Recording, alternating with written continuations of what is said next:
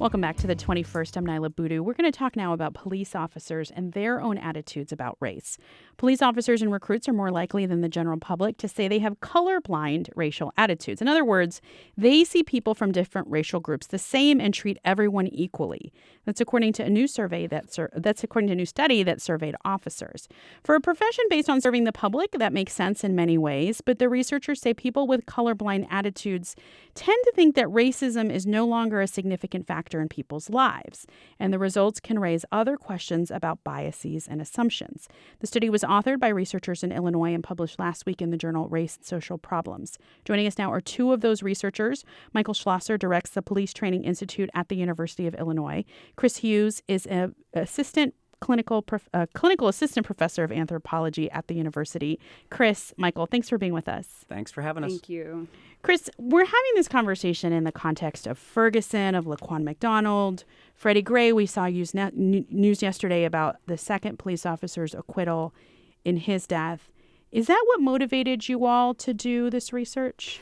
So what's interesting is we actually had applied for a grant and received funding for this back in 2011. And I remember, though, when we first started coming up with these results, I think I actually called one of my collaborators when I first saw these differences between lay and police when we found the statistical significance. And I think like the next day is when Ferguson occurred. So we realized the relevancy of our results immediately, which kind of motivated us to try to get this out there as quickly as possible. And what did the study show? So essentially what we found was kind of two key things. We found first that police officers tend to endorse colorblind racial beliefs more strongly than lay individuals. And then the next question is, okay, well, how is this happening? And is it happening where they're accumulating these beliefs on the job, or are they coming into the force with these beliefs, right? So are they self-selecting in a way to this employment opportunity? And what we found was that what we see is that even recruits do not differ in their racial beliefs than individuals who've been on the job for a long time. So what that showed us as well is that individuals are basically self-selecting or coming into or onto the job with these racial beliefs. So you're saying that no matter their age or how long they've served on the force, and maybe, I don't know, and I guess this is a deeper question about personality or the type of person who chooses to become a police officer, but you're saying that regardless, they tend to think that they're more colorblind. Right. And in this sense, what we did was we knew that we already knew with colorblind racial attitudes that individuals who tend to endorse these in our country tend to historically be those who are privileged. So typically individuals who are white and are male, which, coincidentally make up the bulk of police officers, tend to endorse colorblind racial beliefs more strongly than other individuals. So what we realized is that we had to actually control for those factors. So we actually collected data on a lot of demographic information. So beyond things like your gender and your racial identity, we asked questions like, what's your education level? Do you have experience living in different population sizes, rural, urban? What percentage of your friends are a different race than you? So we tried to control for a lot of sociodemographic factors. And once we were able to do that and isolate them, we then could actually say, okay, these are not what's driving the differences. So we really did see that it was likely that they were coming into the job with those beliefs. And I guess it's a question of, that's another whole research study, right? How people, I guess, how people are coming in with those beliefs. Right. Yeah. I mean, we know that individuals who come into the force, they have to go through applications, right? So it's not like anybody who wants to be a police officer is an officer. So there's already kind of a filter happening, right? Certain people are going to be attracted to police officer employment, but not everybody's going to make that. So then there's a second filter where colorblind racial beliefs might also kind of play a role somewhere, maybe implicitly, which is like the actual hiring process. They've got to go through psych tests, they've got to go through written tests. There's all sorts of filters they have to go through, and maybe ultimately with who you end up with as a police officer, there might just be something there where these beliefs. But we don't know that. You're absolutely right. This is a whole nother study. That's Chris Hughes, who teaches anthropology at the University of Illinois, talking about research she did. Michael Schlosser, who directs the Police Training Institute at the University of Illinois, was also part of the research team. And Michael, I think it's almost ironic that we're using the term colorblind when it comes to policing, especially to, I think, people who are critics of policing in this country. And I'm thinking about past conversations you and I have had where you have told me about the gulf in distrust in police. And when we're thinking about, and I'm thinking of statistics where you've said to me. 57% of white people, 52% of Hispanic, and just 30% of Black people say that they trust the police. So I don't know if they're looking at it as a colorblind issue. So I'm wondering if you see this as an issue of police officers saying, no, we're colorblind.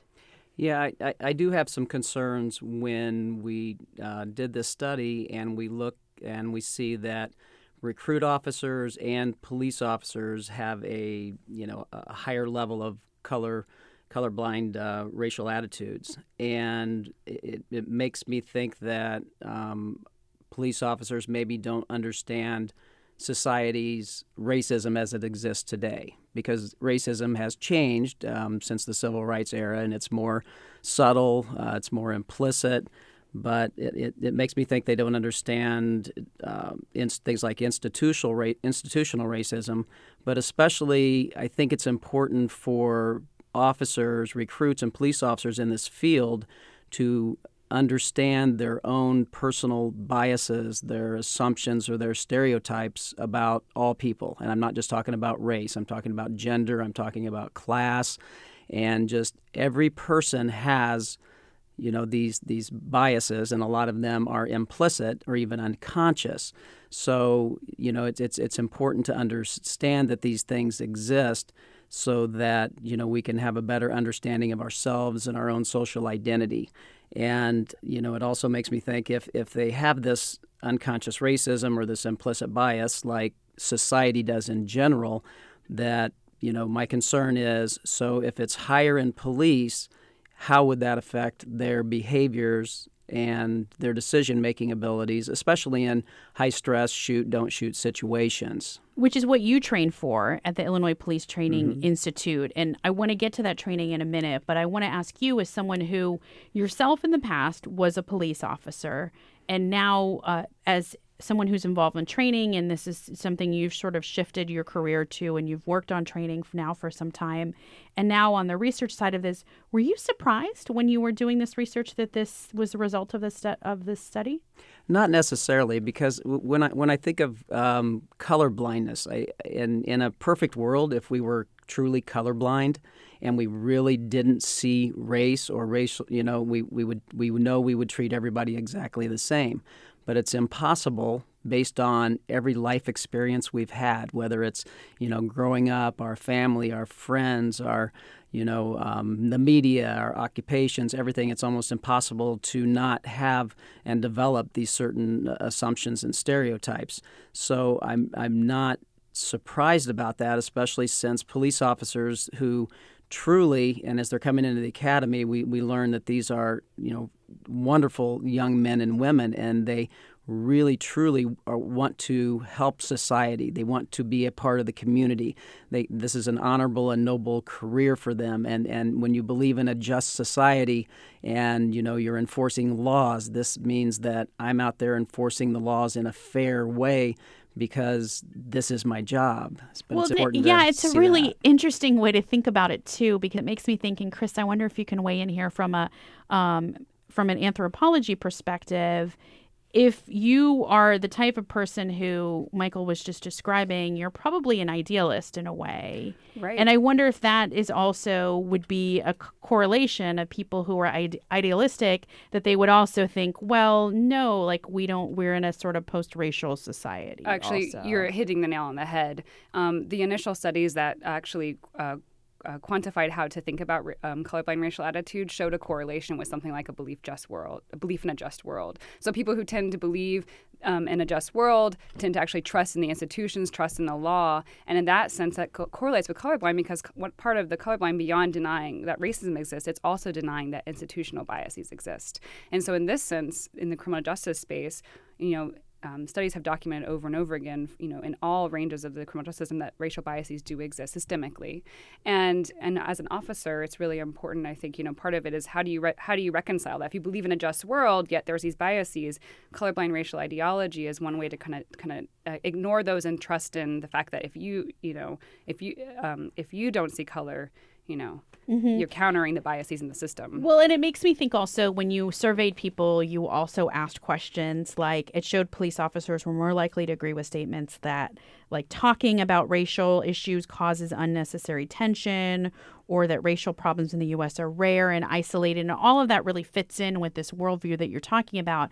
So I guess the obvious question, Michael, is how do you work to change that? Because I think everybody wants the best of police officers to believe in the best of people. Obviously, that's a better way for society to function. Sure. But then how do you handle all of this other stuff? Yeah, so, this is a very important study, and at the University of Illinois Police Training Institute, since we're associated with the university, we have the opportunity to collaborate with all these brilliant professors like Chris over here and try to develop programs and training that will improve that over the 12-week training program. For example, we have a course called Policing in a Multiracial Society, and we have added 12 additional hours of this, and I don't really like the word diversity training, but 12 additional hours of diversity training within the curriculum beyond what the state requires.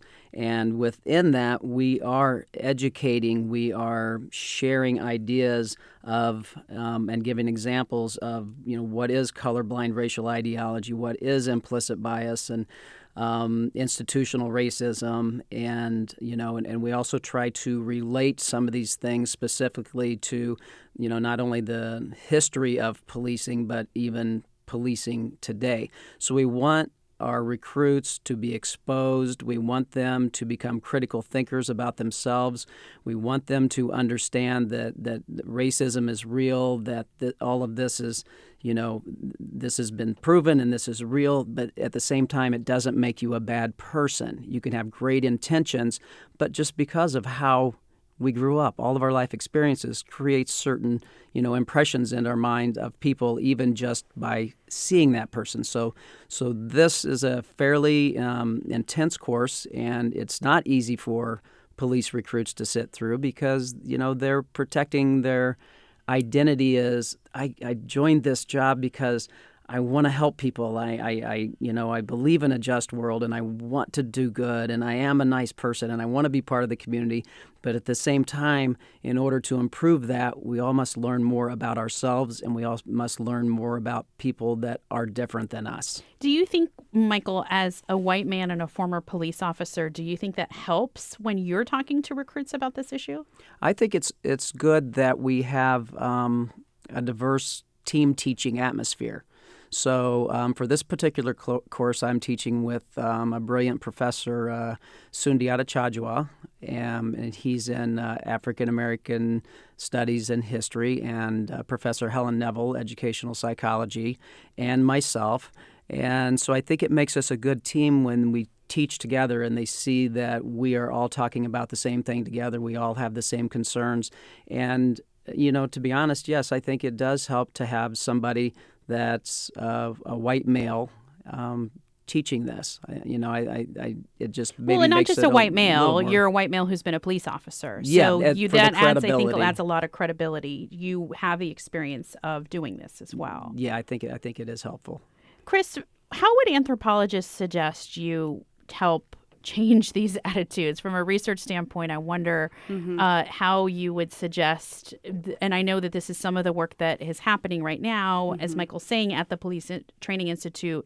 What would research suggest about how to work to change this? Well, I think one of the most important things, and with anthropology, we tend to kind of identify problems, talk about theories, but the practical side of it is really kind of an exciting part of anthropology. And I think that's exactly what we were so excited about having Mike as a collaborator and being able to work not only in his knowledge of colorblind racial attitudes in his own research, but also his experience and training and his background. So I think what the collaborative efforts between researchers and practitioners is the most important thing, because from a research perspective, we can understand things all day long, but on the ground, how those are actually impacting or being engaged is really important. So I think having those conversations, opening up a dialogue with other officers is really a next important step of this. Focus groups.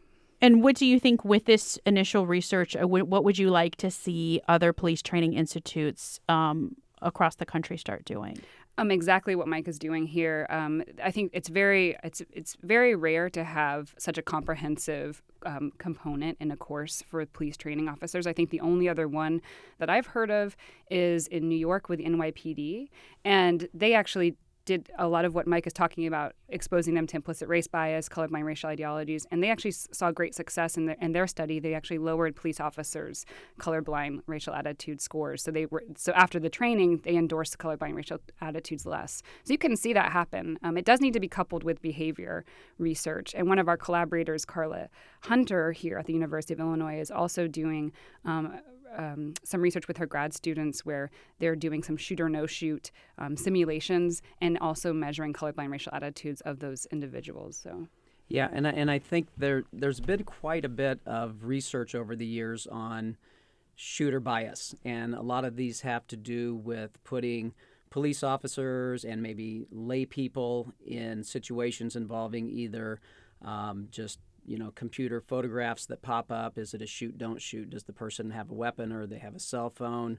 Some of them are more virtual reality type computer games and things like this. And they've done some interesting research. And what's promising to me is a particular study, and I believe it was in 2007, and I'm not positive, is they compared lay people to police officers in shoot, don't shoot with, either white targets or black targets. And when they finished this study, they found that police officers actually made much better decisions. And so that makes me think that is because police officers have the training that lay people don't have. So we need to increase that training and make it, yes. So we don't know how much this, the racial attitudes affect behavior for sure. But can be counteracted with training. But we know that training is a key. Thanks so much. That's Michael Schlosser, director of the University of Illinois Police Training Institute. Thanks also to Chris Hughes, who teaches anthropology. You're listening to The 21st. Stay tuned.